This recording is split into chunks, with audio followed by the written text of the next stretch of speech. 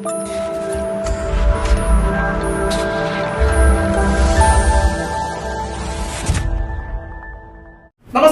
ഞാൻ രമേഷ് ഗോപാൽ, തനിമ special news. Mylakkara Pradesh arts and sports ക്ലബിന്റെ നേതൃത്വത്തിൽ 1ാം വാർഷികവും ഓണാഘോഷവും സംഘടിപ്പിച്ചു. 2025 സെപ്റ്റംബർ 4 മുതൽ 7 വരെയാണ് മൈലക്കര ജംഗ്ഷനിൽ വിവിധ പരിപാടികളോടുകൂടിയാണ് ഓണാഘോഷം സംഘടിപ്പിച്ചത്.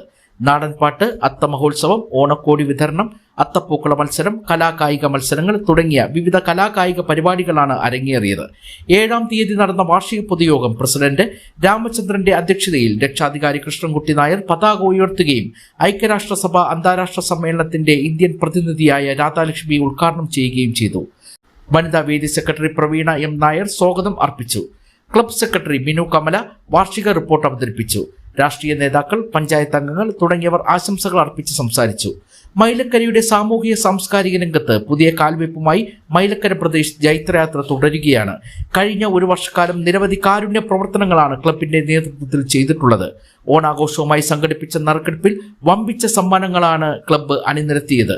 ഇതിന്റെ ഫലമായി നിരവധി പേർക്ക് ചികിത്സാ സഹായവും നൽകുവാൻ കഴിഞ്ഞു. തുടർന്ന് മത്സര വിജയികൾക്ക് സമ്മാനദാനവും ക്യാഷ് അവാർഡും നൽകി.